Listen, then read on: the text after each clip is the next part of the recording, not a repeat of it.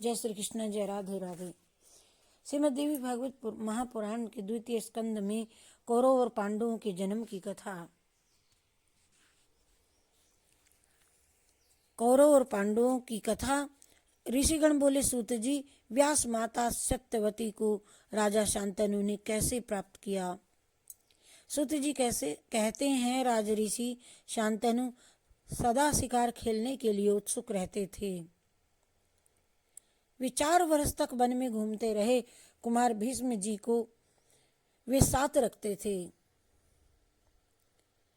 अरे एक समय की बात है कि मृगया करते हुए वे किसी ऐसे जंगल में पहुंच गए जहां उन्हें अज्ञात उत्तम गंध आने लगी। गंध के लोभ से उनका मन मुग्ध हो गया,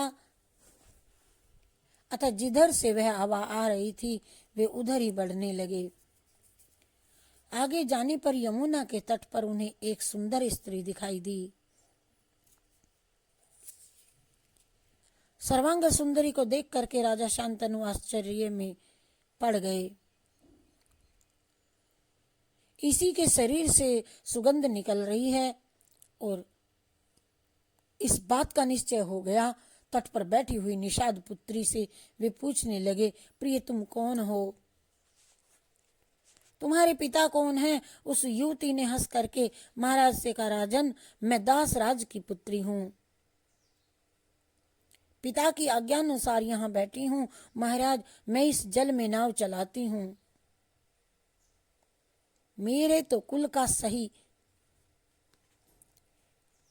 कोई ठीक पता नहीं, यही धार्मिक कार्य मेरा है। शांतनु ने उस कन्या से कहा, मैं कुरु के वंश का एक प्रसिद्ध राजा हूं। हे मृग नयनी, मेरे घर कोई दूसरी स्त्री नहीं है। तुम मेरी धर्मपत्नी के स्थान को सुशोभित करो। मेरी पत्नी मुझे छोड़ करके चली गई, तब से मैंने दूसरी किसी स्त्री को पत्नी नहीं बनाया। दास कन्या सत्यवती शांतनु से कहने लगी, राजन, मैं स्वतंत्र नहीं हूं। मेरे पिताजी आपकी कामना पूर्ण करेंगे,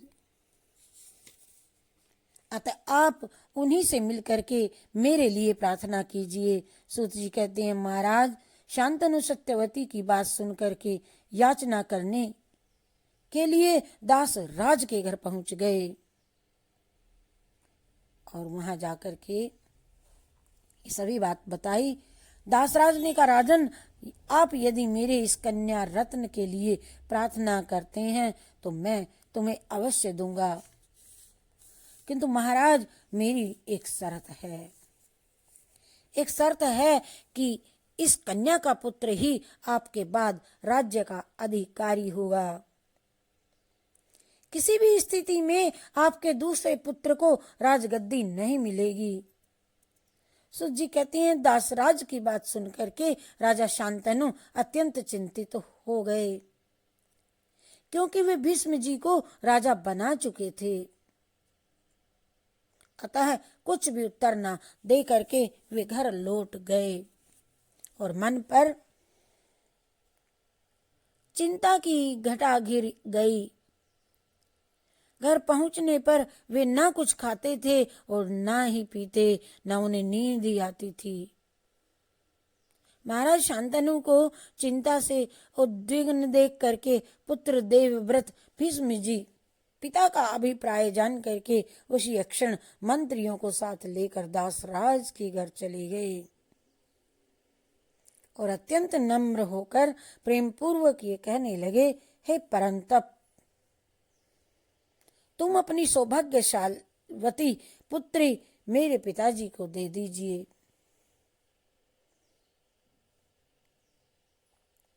मैं तुमसे प्रार्थना करता हूं। दासराज ने कहा, महाभाग, तुम राजकुमार हो, इसे स्वीकार करो और अपनी पत्नी बनाओ, क्योंकि ये निश्चय है तुम्हारे रहते हुए इसका पुत्र राजा नहीं बन सकेगा। भीष्म जी बोले, आपकी ये कुमारी मेरी माता है, मैं राज्य करना नहीं चाहता, सर्वथा इन्हीं का पुत्र राज्य का अधिकारी बनेगा। दासराज बोले, मैं जान गया तुम सत्यवासी हो, किंतु यदि तुम्हारा पुत्र बलवान हुआ तो वह हठपूर्वक इससे राज्य छीन लेगा। तो भीष्म जी ने कहा, तात मैं तो प्रतिज्ञा करता हूं कि मैं विवाह ही नहीं करूंगा। सूत जी कहते हैं, भीष्म जी की ऐसी अटल प्रतिज्ञा सुन करके दासराज ने अपनी सर्वांग सुंदरी कन्या सत्यवती को महाराज शांतनु के लिए समर्पित कर दिया।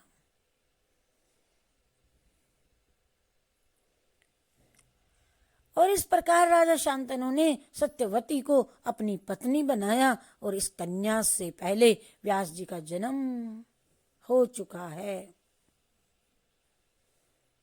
यह बात उन्हें मालूम नहीं हो सकी।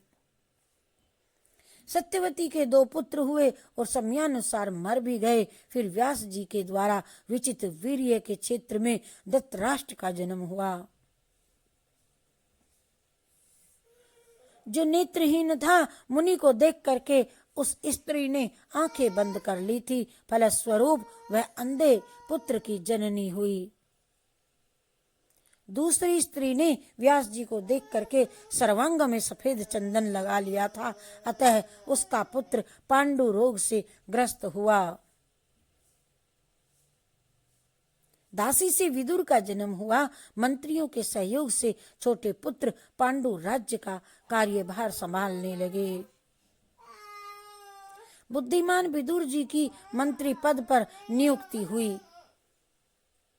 धृतराष्ट्र की 2 स्त्रियां थी, एक का नाम वेश्या कन्या था। पांडु की भी 2 स्त्रियां थी, सूरसेन कुमारी कुंती और दूसरी माद्री, जिसका जन्म मद्र राज के घर हुआ था। गांधारी ने अत्यंत सुंदर 100 पुत्रों को उत्पन्न किया। वेश्या से भी एक पुत्र उत्पन्न हुआ जो परम मनोहर और युद्ध का महान अभिलाषी था। कुंती जब पिता के घर कन्यावस्था में थी तभी उसने कर्ण को जन्म दिया था। सूर्य के कृपा प्रसाद से उस मनोहर पुत्र की उत्पत्ति हुई थी, उसका नाम कर्ण पड़ा।